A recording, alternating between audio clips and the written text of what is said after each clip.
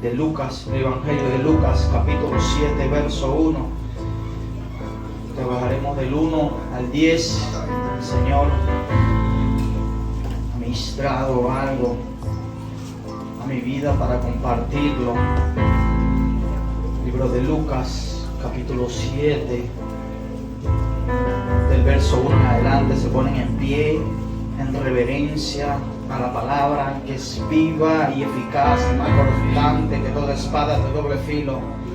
En el nombre poderoso de Jesús.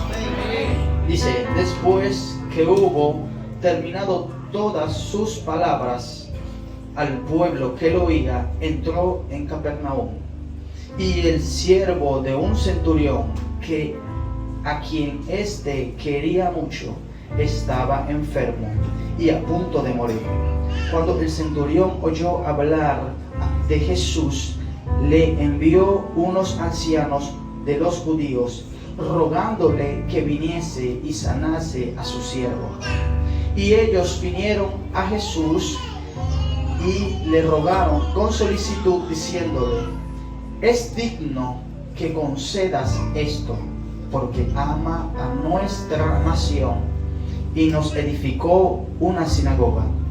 Jesús fue con ellos, pero cuando ya estaba no lejos de la casa, el centurión envió a él unos amigos diciéndole: Señor, no te molestes, pues no soy digno de que entres bajo mi techo. Por lo que ni aún tuve por digno venir aquí, pero di la palabra y mi siervo será sano. Porque también yo soy hombre puesto bajo autoridad y tengo soldados bajo mis órdenes. Y digo a este: ve, y va, y a otro: ven, y viene, y a mi siervo: haz esto, y lo hace. Al oír esto, Jesús se maravilló de él, y volviéndose dijo a la gente que lo seguía: os digo que ni aún en Israel he hallado tanta fe. Y al regresar a casa, los que habían sido enviados hallaron sano al siervo que estaba enfermo. Amén. Gracias, Señor, por tu palabra. Gracias porque es viva y eficaz. Gracias porque nos enseñas, nos nutres, nos llenas cada día de ella. Te pedimos que seas tú, Señor, moviéndote de una manera especial, ministrando cada uno de los corazones, en el nombre poderoso de Jesús. Amén. En el nombre poderoso de Jesús. Amén. Aleluya. Este libro, ¿verdad?, fue escrito por el evangelista Lucas. Muchos confunden su desconocimiento, confunden a Lucas con uno de los 12 apóstoles, cosa que no fue así. Él sí acompañó al apóstol Pablo, pero no fue uno de los 12, pero sí escribió este evangelio. Dice que esta carta declara la palabra de sanidad, la palabra que sale de nuestra boca. Vengo a ministrar sobre una palabra de fe basta. Una palabra de fe basta. Declara la palabra, declara la palabra que sale de nuestra boca tiene poder para construir, tiene poder para destruir, tiene poder para derribar, para armar. Esta palabra tiene el poder de desatar y atar las bendiciones que el Señor ha hecho para nuestra vida. También la palabra que sale de nuestra boca puede bendecir o maldecir. Todo está en qué está saliendo de tu boca. ¿Qué estás profiriendo a tu amigo, a tu hermano? Lo que declaras tiene poder en esta tierra. Nosotros, usted y yo, debemos estar claros de que no podemos declarar cosa ajena, cosa caprichosa. El Señor nos ha dado la virtud, nos ha dado el don de declarar palabra de bendición a nuestras vidas. Este libro, como le dije antes, fue escrito por Lucas, ¿verdad? Lucas fue un médico, un evangelista, un gentil, alguien no judío. Dice que aunque no conoció a Jesús en persona, se convirtió en colaborador de Pablo y estuvo en sus misiones. Amén. Este libro se escribió entre los años 50 y los años 70 después de Cristo, en la provincia de Roma o Acaya o Antioquía, describen los historiadores. Fue dirigido a Teófilo. El significado de Teófilo es amigo de Dios. Este libro también fue escrito no solo para Teófilo, sino para cada uno de los amigos de Dios.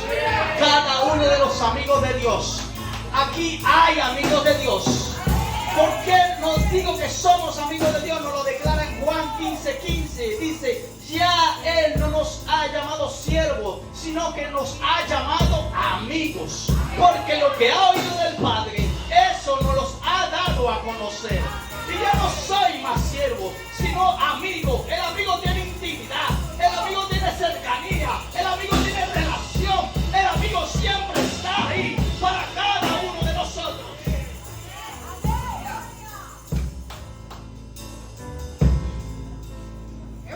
Lucas destaca que el mensaje de Jesús es para toda la humanidad, no solo para los judíos, sino para el griego, para el peregrino, para el extranjero, para el gentil, para usted y para mí en esta época. Entonces debemos entender de que el Señor está hablando a nuestra vida en esta mañana. Amén. Dice, desarrollando el tema que hemos leído, como primer punto tenemos, después que hubo terminado todas sus palabras. ¿Todas qué? Sus palabras al pueblo que le oía, entró en Capernaum. ¿Qué palabras fueron estas que estaba hablando el maestro? En el capítulo 6, el Señor habla de el amor a los enemigos y la regla de oro. Lucas 6, 27, 28 dice, pero ustedes, los que oyen, les digo, amen a sus amigos, a sus enemigos, hagan bien a los que le odian, bendigan a los que le maldicen y oren por los que los ultrajan. Así como quieres que los hombres hagan contigo, haz tú con ellos. Si lo hacemos bien a los ojos de Dios, si no hacemos bien a los que nos hacen mal, ¿qué diferencia tenemos con el mundo? Dios nos está mandando a amar a nuestros enemigos. Dios nos está mandando a amar a aquella persona que ultraja, a aquella persona que miente en nuestra contra. Es difícil, sí, es complicado, sí, pero el Señor ha mandado a hacer eso. No podemos obviar todas esas cosas. También habla en no juzgar a los demás. No juzgar. No juzgues y no seréis juzgados. No condenes y no seréis condenados. Perdonad y seremos perdonados. Es importante. Hay personas en esta vida que todavía andan con raíces de amargura, con raíces de odio, con rencor en sus corazones. Que allá me hicieron aquella cosa, que aquí me hicieron esto, que aquel muchacho en aquel momento declaró algo en contra de mí, que aquel me hizo esto, y entonces esas cosas empiezan a ser enrollos, empiezan a ser nidos en nuestra cabeza, empiezan a dañar lo que el Señor quiere hacer con nuestras vidas. Tenemos que soltar todas esas cosas que el enemigo quiere tirar a nuestras vidas. También el Señor estaba hablando en el capítulo anterior, dice que por sus frutos lo conoceréis. El hombre bueno del buen tesoro de su corazón saca el bien, y el hombre malo del mal tesoro de su corazón saca el mal. Porque de la abundancia del corazón habla la boca. Hay que evaluarnos en momentos y decir, ¿qué fruto estoy dando yo? Estoy dando un fruto de arrepentimiento. Estoy dando un fruto del Espíritu Santo. Estoy hablando y ministrando la palabra que el Señor ha depositado en mí y ha cambiado y me ha transformado. Estoy declarando lo que el Señor ha hecho con mi vida. Estoy siendo de ejemplo aún en cómo camino, aún en cómo ando, en cómo me dirijo, en cómo me muevo con los demás. ¿Qué fruto se está dando hoy, amado hermano? También el Señor habla anteriormente de los dos cimientos. Dice: ¿por qué me llamáis Señor, Señor, y no hacéis lo que yo digo? Hay muchos que están caminando en rebeldía, muchos que están caminando fuera del orden del Señor. Dice: todo aquel que viene a mí y oye mis palabras y las hace, os indicaré que es semejante al hombre, el cual edificó una casa, cavó y hondó y puso fundamentos sobre la roca. Y cuando vino una inundación, el río dio con ímpetu contra aquella casa, pero no pudo moverla porque estaba fundada sobre la roca. Hay personas acá en esta congregación que estamos fundadas sobre la roca. Nuestra roca es Cristo. Estamos cimentados en Él, estamos plantados en Él, estamos arraigados en Él. Nuestro fundamento es sólido, nuestro fundamento es claro, nuestro fundamento no se mueve, no se traspasa. Dice la palabra que así como río viene el enemigo, Jehová levantará bandera a favor de cada uno de nosotros. No podemos turbarnos con lo que pueda venir, no podemos dejarnos llevar por la corriente de lo que pasa allá afuera. Tenemos que estar siempre plantados y cimentados en la roca. Dice que el Señor entró en Capernaum. Capernaum tiene un significado de aldea o pueblo. Aldea o pueblo. Y nosotros somos pueblo de Dios. Entonces quiere decir que el Señor ha entrado en nuestro hogar. El Señor ha entrado en este lugar. El Señor ha entrado en cada una de nuestras vidas. Porque somos pueblo de Él. Amén. ¿Cuánto lo creen? ¿Cuánto lo creen? Dale un fuerte aplauso a Dios.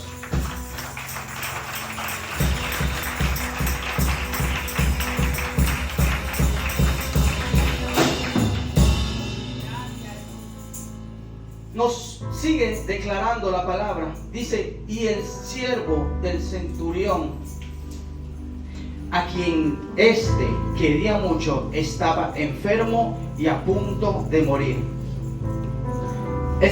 Un centurión era alguien de alto mando de la milicia romana.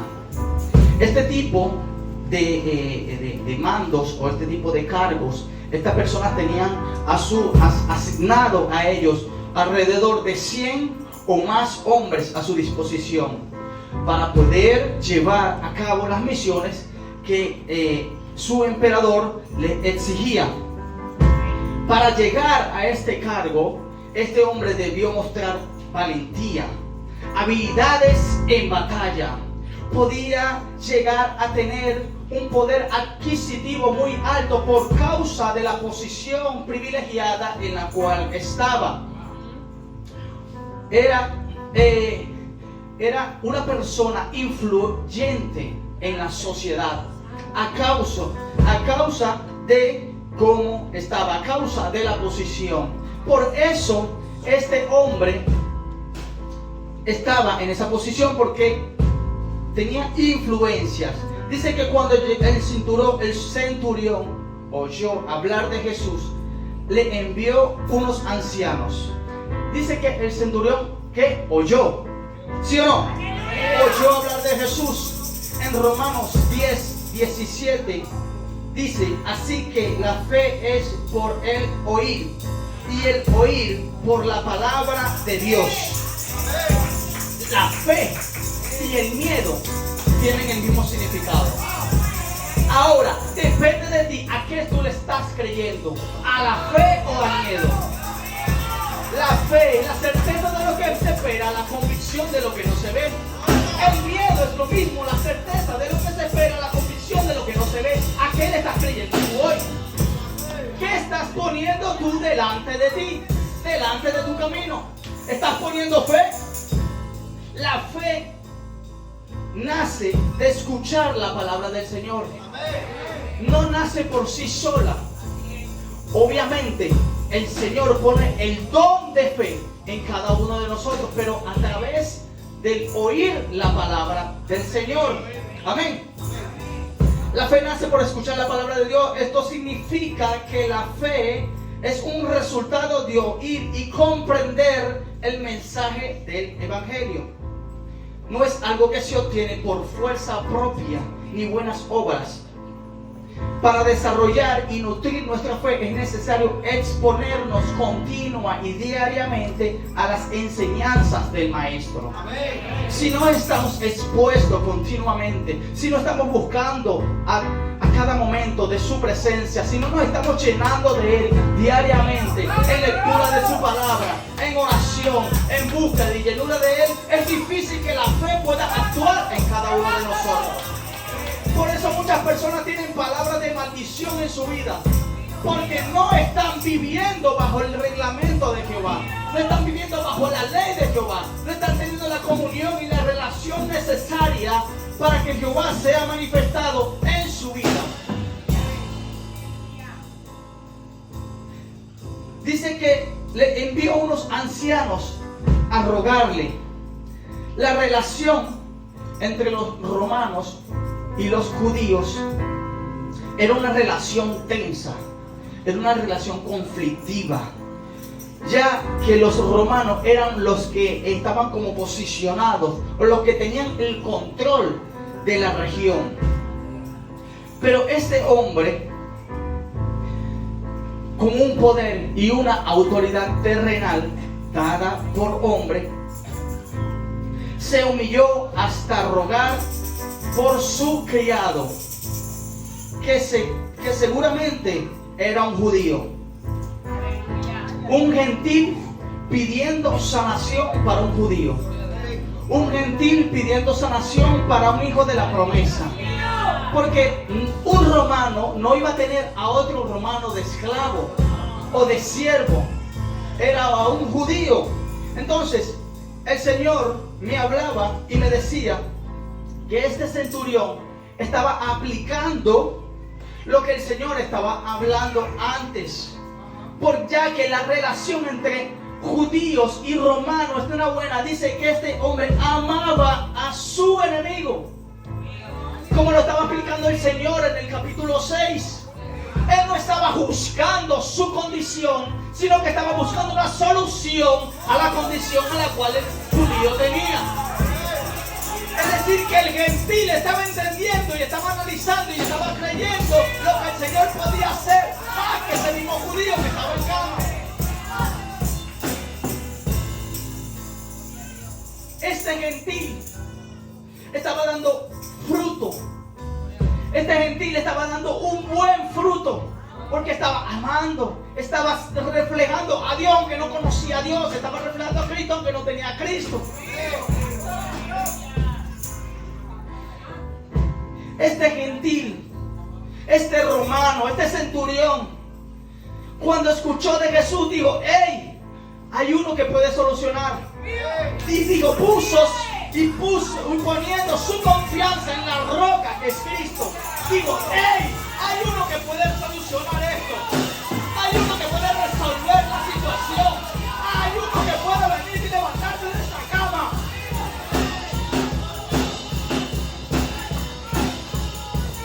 ¿Qué te quiero decir con esto? Que el Señor va a manifestarse en cada uno de los que hemos creído en su nombre, porque Él oyó y creyó y puso en práctica cada una de estas cosas, porque el Señor actuó en él.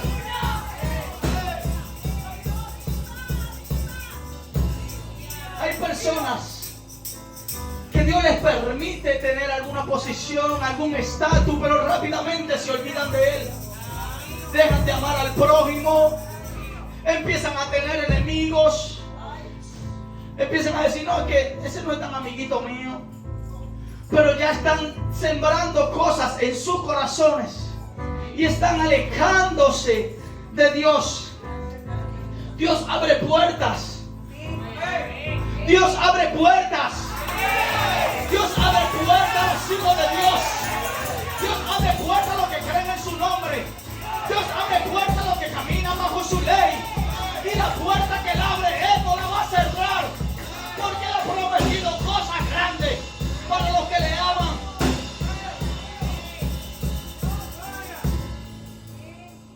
Hay personas que el Señor le empieza a entregar y empiezan a olvidarse del Señor, empiezan a dejar de orar, empiezan a dejar de tener comunión con Él. Pero es importante y necesario que en todo tiempo reflejemos el carácter y la imagen de Cristo. Muchas veces eso se nos hace difícil, se nos complica reflejar a Dios. Ya sea en lugares de trabajo, ya sea en la calle, ya sea cuando vamos por la vía, que un motor se te mete, que un carro, que el concho, que la onza, que el asunto. Entonces el viejo hombre quiere levantarse y no oramos por esa persona, no sabemos cómo el diablo la está atacando. No sabemos cómo el diablo la puede estar atacando para que acabe con su vida. Muchas veces ha sucedido, quebrantamos eso en este país, en el nombre de Jesús, que hay personas de la nada que dicen, pero él estaba bien, se han suicidado. Y no oramos por esas personas. No oramos por esas personas que tienen una aflicción, que tienen un problema, que tienen una condición, que el enemigo los está atacando por todas partes. Mire, es real. El que usted tal vez no haya pasado por una situación así, es real. Los ataques son muy fuertes, vienen de todas partes, de todas las señales. Así tú cierres los ojos, el enemigo quiere atacar, pero tenemos que estar revestidos del Señor. Diga, revestidos del Señor. Dice más adelante que ellos vinieron a Jesús y le rogaron con solicitud, diciéndole, es digno que concedas esto, porque ama a nuestra nación y nos edificó una sinagoga. Y Jesús fue con ellos, pero cuando ya no estaban muy lejos de la casa, el centurión envió a algunos amigos diciéndole, Señor, no te molestes, pues no soy digno de que entres bajo mi techo. El centurión, a pesar de su posición de autoridad, escúchese bien, a pesar de su posición de autoridad, reconoce que es pequeña o es una pequeñez ante la inmensidad de Dios. Que lo que el hombre ha puesto en él, que lo que el hombre donde lo ha colocado, él reconoce que no es nada comparado con la presencia de Cristo.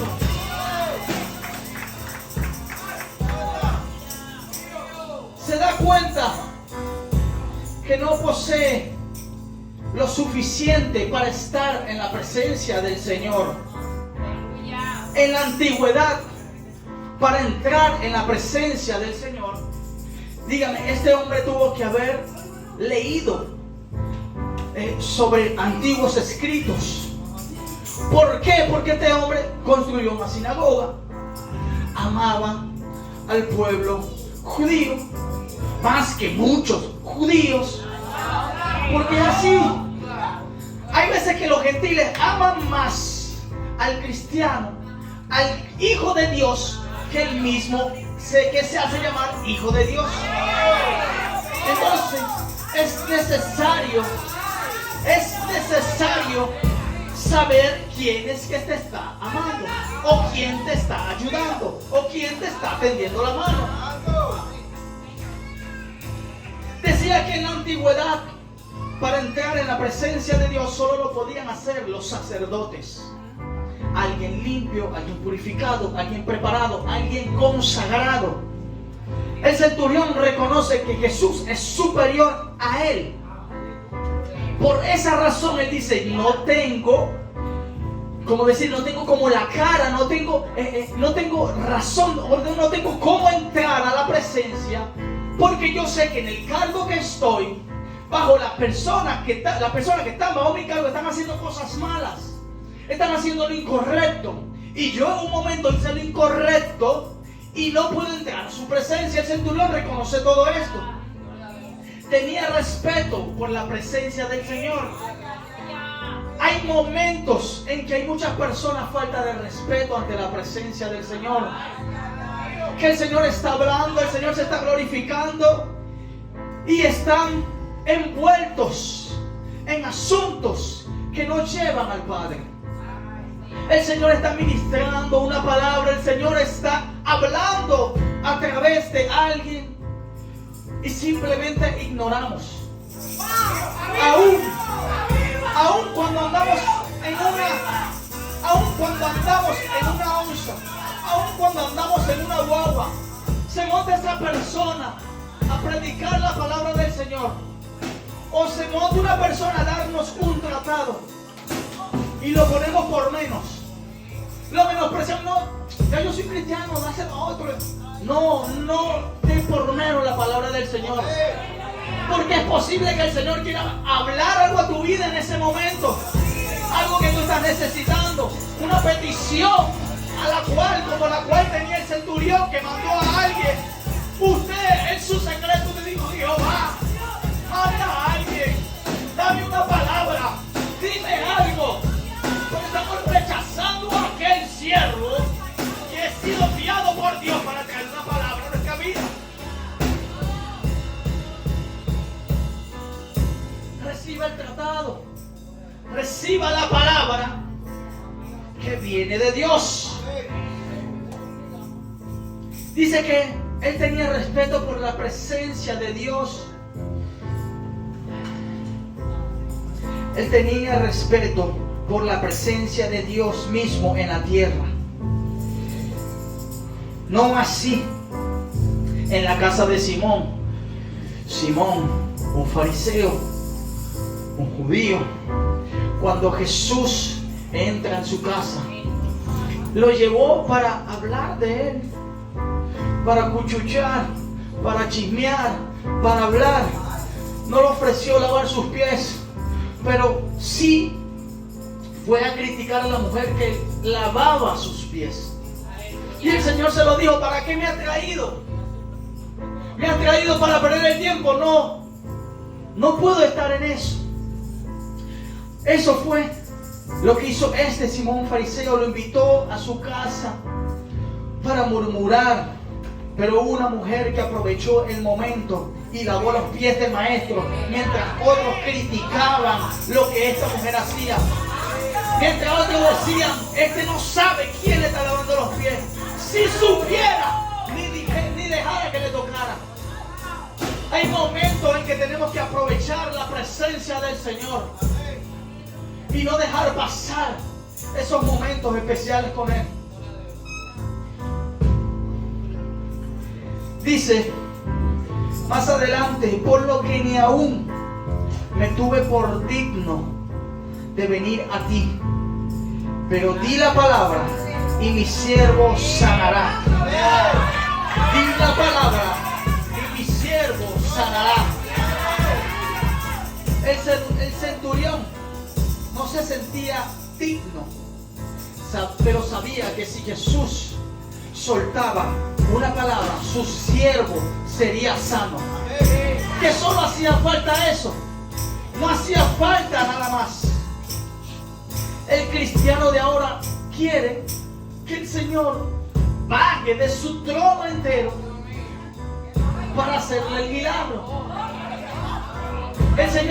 El cristiano de ahora quiere que el Señor baje desde allá enterecito con todos los ángeles para atenderle de que se le quebró una uña, de que hoy se quedó sin combustible. Una palabra basta. Una palabra basta. Solo un toque es suficiente para romper las maldiciones.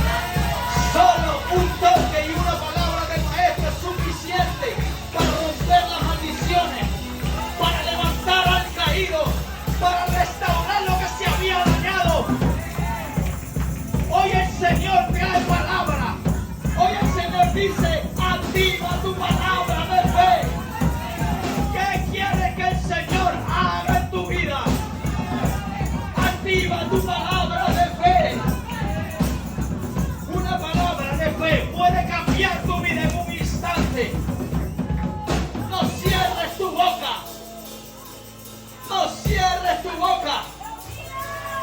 Porque si el Señor habita en ti y tú habitas en Él, la palabra es viva y eficaz.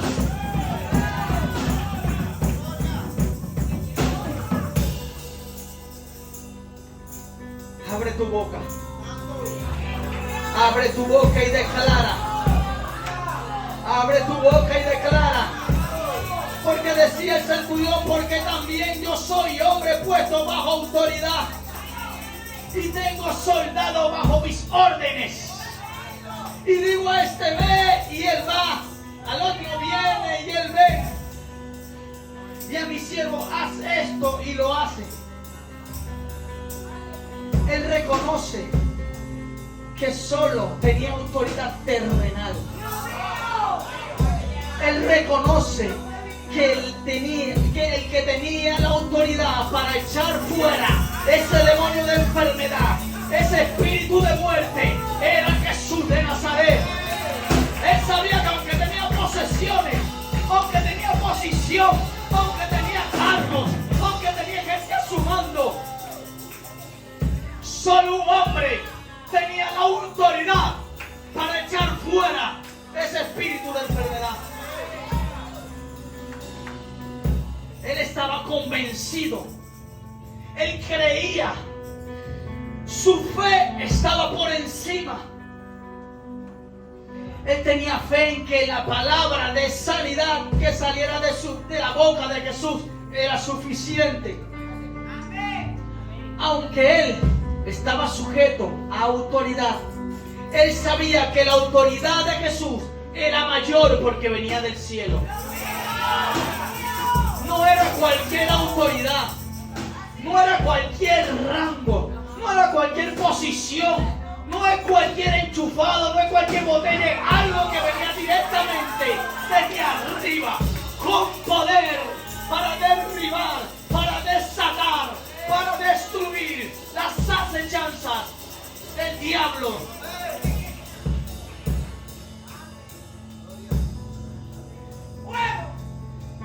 Este romano, yo creo, no creo, el Señor lo usó para entender una palabra, la cual está en Romanos 13:1, dice: sométase toda persona a autoridades superiores, porque no hay autoridad sino de parte de Dios, y las que hay por Dios han sido establecidas. Él sabía que tenía que someterse a esa autoridad mayor. Él sabía que no era nada comparado a lo que era Cristo.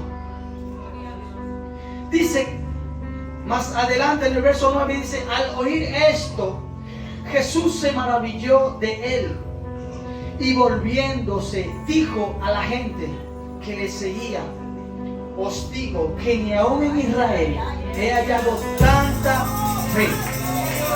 Ni aún en Israel he hallado tanta fe. Israel, el pueblo al cual el Señor sacó de Egipto con mano fuerte. Israel, al cual Dios le abrió el mar en dos para que cruzaran y no fueran alcanzados por sus enemigos. Ese Israel que estaba viendo todas esas cosas tenía menos fe que ese gentil. Porque Jesús lo dijo: ni aún en Israel he hallado tanta fe, ni aún en todos los judíos de los que me he rodeado. Ese mismo Israel, el que alimentó cada día en el desierto con pan y maná del cielo, tenía menos fe que ese centurión. Al que guió de noche con columna de fuego y en el día con una columna de nube, ese Israel tenía menos fe que ese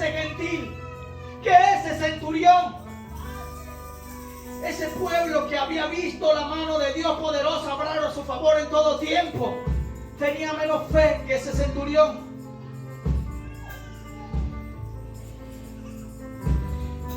Ni los que fueron a llevar el mensaje a Jesús tenían tanta fe como él.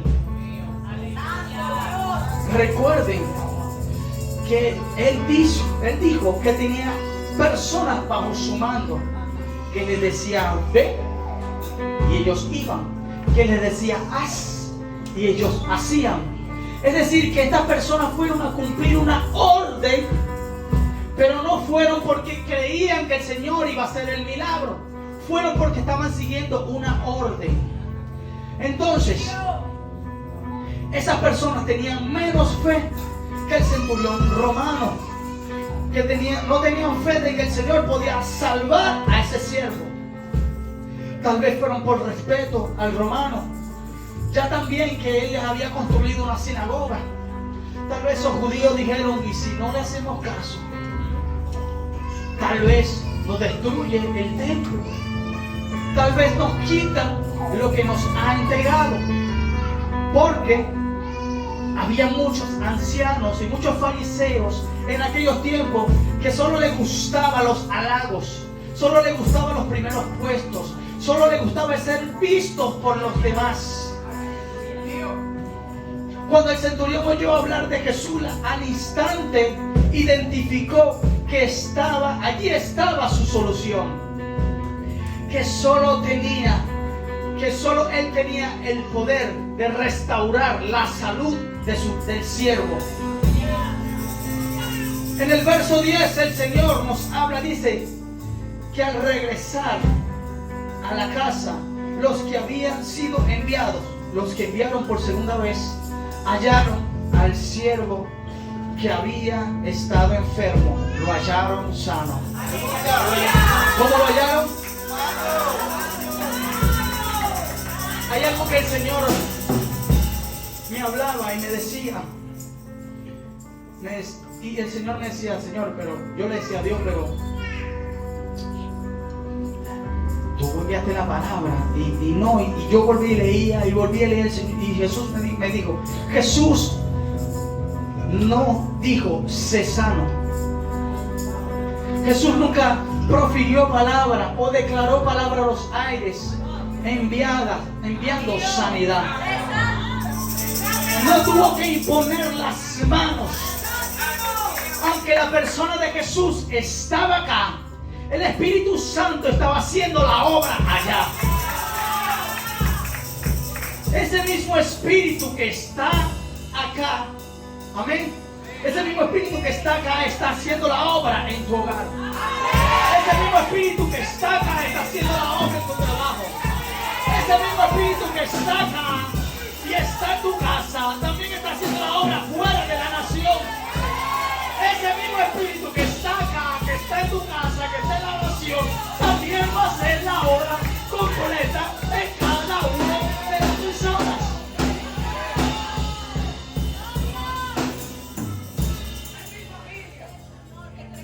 Y ese mismo Espíritu que está acá haciendo el trabajo en ti y en mí, hoy Dios te dice, solo declara la palabra que necesitas y te será hecha.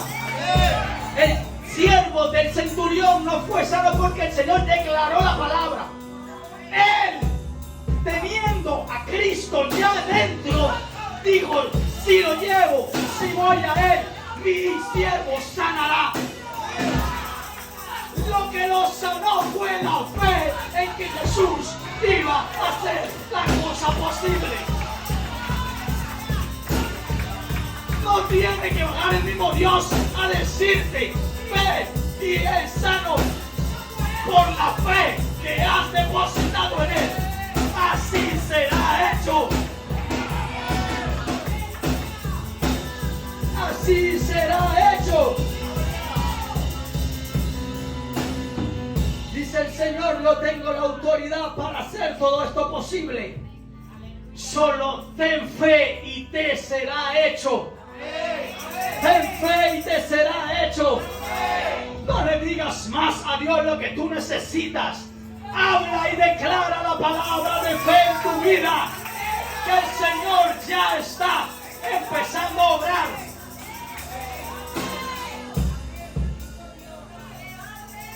Esa fe que está actuando ya en cada uno de nosotros, también actuó en Bartimeo. Cuando Bartimeo clamaba, hijo de David, hijo de David, una y otra vez, muchos lo callaban, muchos lo mandaban a que cerrara la boca, que no hablara, pero él insistía. Y el Señor le dijo, ven, ¿qué quieres? Que recobre la vista. El Señor le dijo, ve, que tu fe te ha sanado. Ve, que tu fe te ha sanado. Solo necesitas abrir la boca. Solo necesitas abrir la boca. La mujer serofenicia, esta pidió sanidad para su hija. También daba voces tras el maestro. Esta mujer también gentil, una mujer no judía. Y los judíos le decían, dile que se vaya, Señor, porque se sacúdela, despídela, porque está dando voces detrás de nosotros. Y lo que tenemos nosotros, decían ellos, no es para ella. Egoístas. Pero el Señor allí mismo paró el asunto y dijo, he venido para las ovejas perdidas de Israel. He venido para sanar, para libertar a todo aquel que cree en mi nombre. ¿Cuántos creen en su nombre? Y dice que esta mujer se arrodilló y se postró ante él. Y le clamaba y le decía, Señor, hay espíritus que sacuden a mi hija, la baten de un lado a otro. Por favor, sánala. Quiero que sea sana. El Señor le dijo, no es lícito tirar el pan de los hijos. Pero ella dijo, aún los perrillos lamen de la mesa. Entonces, en pocas palabras le dijo, necesito mi milagro. Yo sé que esto no está preparado para mí, pero te pido que me des mi milagro. La fe de esa mujer actuó y el Señor le dijo, ve, será conforme a como tú dices. Será conforme a como tú dices. ¿Qué estás diciendo tú en este día? ¿Qué estás declarando? ¿Qué estás hablando a los aires para que tu milagro sea cumplido?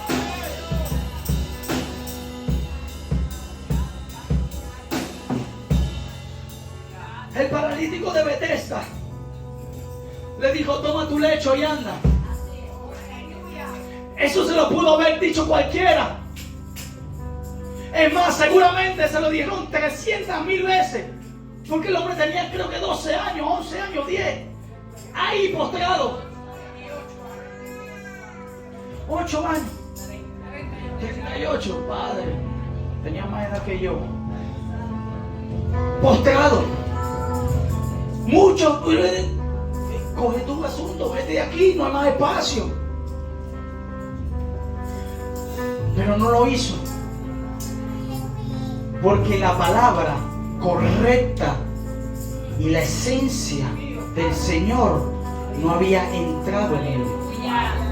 Pero cuando la palabra correcta y la esencia del Señor entró en él, no, él no dijo nada.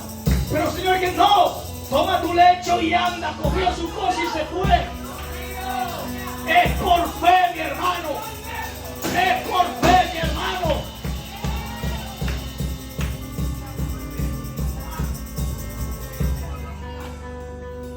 A la hija de Jairo, Talita Kumi, niña, levántate. Niña, a ti te digo, levántate. Le dijo, sal fuera. Le dijo, eres sana. La niña había muerto. sus padres mandaron a buscar a Jesús, ellos sabían que era el único que podía solucionar esa situación.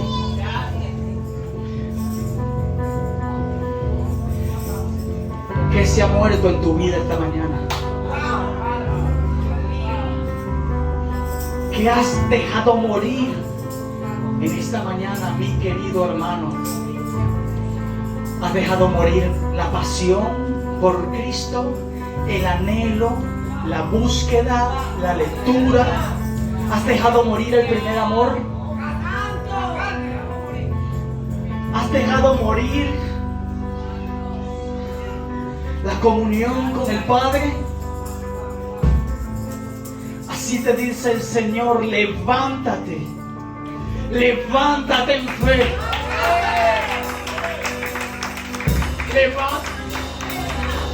Levántate en fe. Levántate en fe.